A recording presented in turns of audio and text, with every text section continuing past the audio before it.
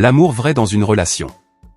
Dans le petit village de Quincanda, niché entre les collines et les champs de manioc, tout le monde connaissait Aline et Kazongo.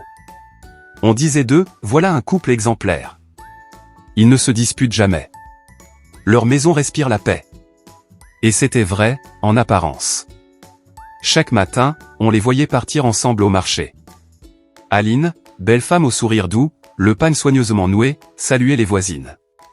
Kazongo, homme calme et réservé, portait son panier d'une main, et de l'autre, le silence. Mais ce silence-là n'était pas celui de la paix. C'était un silence épais, tissé jour après jour, comme une toile invisible autour d'eux. Au commencement, leur amour était clair comme l'eau d'une source. Ils parlaient, riaient, se racontaient des rêves. Mais au fil du temps, les petites blessures commencèrent à naître. Un mot trop brusque, un oubli, une déception. Kazongo n'aimait pas les disputes. Quand quelque chose le blessait, il se taisait. Aline, elle, croyait faire preuve de sagesse. Mieux vaut me taire, se disait-elle, que de créer un conflit inutile. Et ainsi, chaque jour, une parole non dite s'ajoutait à une autre. Une vérité étouffée venait s'empiler sur la précédente. Leur cœur devenait comme un barrage, l'eau montait, montait, mais personne ne voulait voir les fissures. Un soir, Kazongo rentra très tard. Aline avait préparé le repas, le feu s'était éteint, et la lune s'était déjà levée. « Tu rentres tard » murmura-t-elle doucement. Il haussa les épaules. « Le travail » répondit-il simplement. Aline sentit un nœud dans sa gorge. Elle aurait voulu lui dire qu'elle s'inquiétait, qu'elle avait peur, qu'elle se sentait seule. Mais elle avala ses mots. Et ce soir-là, son silence eut le goût du sel. Le lendemain, en rangeant la chemise de son mari, elle découvrit une petite lettre parfumée, écrite d'une main féminine. Le cœur battant, elle la lut. Des mots tendres, signés « Grâce ». Son souffle se coupa. Elle voulut crier, interroger, pleurer. Mais elle se dit. Si je parle, il va se fâcher. Il dira que je cherche des histoires. Alors, elle se tut. Mais ce silence-là, brûlant et lourd, la suivit jusqu'au fond de ses nuits. Les jours passèrent. Le repas devinrent des cérémonies muettes. On n'entendait plus dans la maison que le cliquetis des assiettes et le cri du vent dehors. Kazongo, de son côté, croyait préserver la paix. Il se disait. Tant que je me tais, tout ira bien. Mais ce silence commença à lui peser aussi. Il sentait Aline s'éloigner, son regard devenir froid. Et pourtant, ni l'un ni l'autre ne trouva le courage de briser le mur. Les voisins continuaient de les envier. Personne ne savait que, dans cette maison si tranquille, les cœurs criaient sans voix. Un dimanche matin, le soleil tapait fort. Kazongo était assis sous le manguier, son regard perdu. Aline vint s'asseoir à côté de lui. Un long silence les enveloppa, plus pesant qu'un nuage avant l'orage. Puis Kazongo dit, d'une voix basse. « Aline, je crois qu'on devrait faire une pause. » Elle le regarda, interdite. « Une pause ? Après toutes ces années ?» Elle sentit ses mains trembler, ses lèvres s'ouvrir enfin. Et tout ce qu'elle avait gardé au fond d'elle remonta d'un coup comme un fleuve qui brise son barrage. « Une pause ?» répéta-t-elle d'une voix tremblante. « Et toi, tu crois qu'on construit un couple avec du silence ? Tu ne parles jamais, Kazongo. Tu crois que te taire, c'est être sage ? Mais ce silence-là, c'est lui qui nous a tués. » Sa voix monta, brisée par les larmes. Les oiseaux s'envolèrent du manguier. Kazongo, lui, resta figé. Il venait de comprendre, trop tard, que son silence avait fait plus de mal que 1000 disputes. Quelques semaines plus tard, Aline plia ses affaires. Elle ne pleura pas. Elle avait déjà tout pleuré. Avant de franchir la porte, elle se tourna vers lui et dit doucement. « J'aurais préféré que tu me parles, même pour me blesser. Le silence, lui, m'a détruite. » Puis elle s'en alla. Ce jour-là, le vent soufflait fort, comme pour emporter avec lui tous les mots qu'il n'avait jamais dits. Kazongo resta seul dans la maison vide. Le soir, assis sur la natte, il écoutait le vent murmurer à travers les fissures du toit. Et il comprit enfin. Il murmura pour lui-même. Le silence n'était pas la paix. C'était juste le bruit de tout ce que nous n'avons jamais osé dire.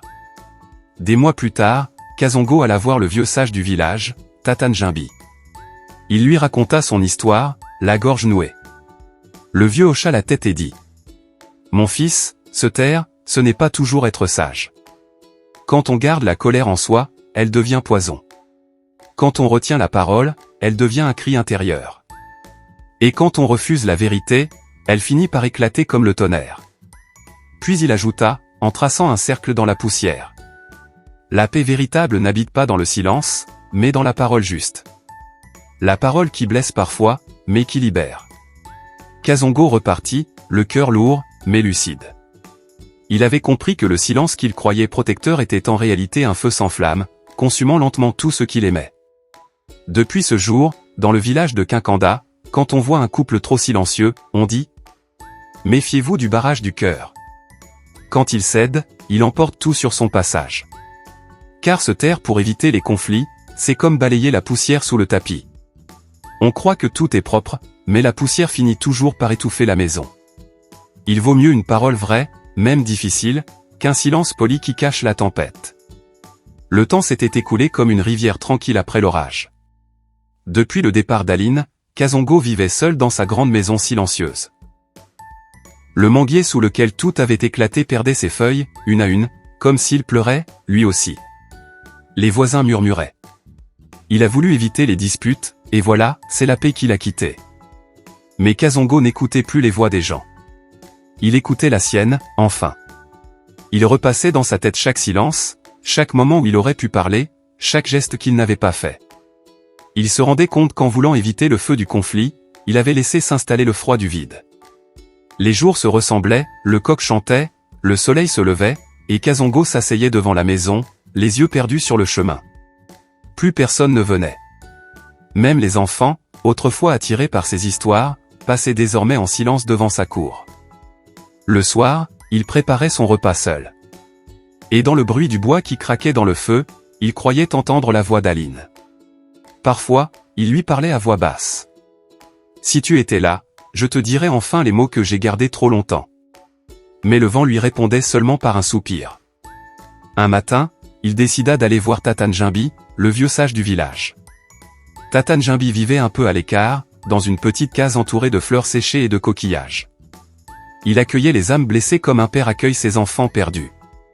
Kazongo s'assit devant lui, le regard bas. « Père, dit-il, j'ai perdu ma femme à cause du silence. J'ai cru que me taire, c'était protéger notre amour. Mais mon silence a fini par la détruire, et moi aussi. » Le vieux hocha lentement la tête. Il prit une longue inspiration, puis dit: « Kazongo, le silence n'est ni bon, ni mauvais. Il est comme un couteau, tout dépend de la main qui le tient. Tu as cru l'utiliser pour couper la querelle, mais tu t'es blessé toi-même. » Kazongo baissa les yeux, honteux. Le vieil homme poursuivit: « Écoute bien. Quand deux personnes s'aiment, elles doivent parler, non pour gagner, mais pour comprendre. Les mots peuvent blesser, oui, mais ils peuvent aussi guérir. Va lui parler, même si c'est tard. Les cœurs blessés guérissent mieux dans la vérité que dans le silence. » Kazongo sentit son cœur battre plus fort. Ces mots, simples et profonds, résonnèrent en lui comme un tambour sacré. Il remercia le vieux sage et repartit, le pas lourd mais décidé. Le lendemain, il prit la route du village voisin, là où Aline vivait désormais chez sa sœur. La marche fut longue. Chaque pas soulevait la poussière rouge du chemin, comme pour effacer peu à peu les traces du passé. Quand il arriva, le soleil se couchait. Aline était assise devant la maison, un panier de maïs à ses côtés. Elle leva la tête, surprise de le voir. Le silence tomba, encore mais un silence différent, rempli d'émotion, non de rancune. Kazongo s'approcha doucement. Sa voix tremblait. « Aline, j'ai fait beaucoup d'erreurs. J'ai cru que me taire, c'était aimer sans heurts. Mais j'ai compris que l'amour, ce n'est pas l'absence de dispute. C'est la présence du dialogue. » Il s'arrêta, puis reprit avec courage. « J'aurais dû t'écouter, te parler, te dire mes peurs, mes blessures. Aujourd'hui, je viens non pour te retenir, mais pour te demander pardon. » Aline resta muette un instant, fixant le sol. Puis, lentement, elle répondit. « Tu sais, Kazongo, le silence fait mal. Mais parfois, il apprend à écouter. Moi aussi, j'ai compris des choses. On ne guérit pas en se fuyant, on guérit en se parlant. Leurs regards se croisèrent. Aucun ne sourit, mais dans ce regard-là, il y avait déjà le début du pardon. Aline invita Kazongo à s'asseoir. Ils parlèrent longtemps. De leurs erreurs, de leurs blessures, de leurs rêves oubliés. Et plus ils parlaient, plus l'air semblait léger, plus le soleil couchant les enveloppait d'une douceur nouvelle. Ils ne promirent rien. Ils ne parlèrent pas de retour, ni de recommencement. Mais ce soir-là, pour la première fois depuis longtemps, leur cœur était en paix. En rentrant, Kazongo sentit le vent sur son visage et murmura. Les mots, oui, les mots qui viennent du cœur, ce sont eux qui réparent. Les mois passèrent encore. Kazongo devint un homme plus calme, plus ouvert. Il aidait les jeunes couples du village à parler, à se comprendre. On l'appelait désormais Kazongo le patient, celui qui avait appris la valeur de la parole. Et parfois, quand la brise soufflait au crépuscule, on pouvait l'entendre dire. N'attends pas que le silence t'arrache ce que tu aimes. Parle avant que le vent n'emporte ta voix. La paix ne naît pas du silence, mais du courage de parler avec sincérité. Les mots vrais, même imparfaits, valent mieux que les silences qui rongent. Celui qui parle avec le cœur guérit plus vite que celui qui garde tout pour lui. Alors, n'aie pas peur de dire ce que tu ressens. La vérité peut faire mal un instant. Mais le silence, lui, blesse pour longtemps. Mes amis, si cette histoire t'a touché, si tu crois, toi aussi, que les mots peuvent réparer ce que le silence détruit, alors je t'invite à t'abonner à cette chaîne Herbe, à cliquer sur j'aime, à laisser ton commentaire pour me dire. Main pointant vers la droite, paume claire, je choisis de parler avec le cœur. Cœur rouge. Et surtout, partage cette histoire à quelqu'un que tu aimes. Car parfois, une simple parole peut sauver une relation, un foyer, ou même un cœur fatigué. À bientôt pour un nouveau conte africain. Un autre voyage au cœur de la parole et de la vie.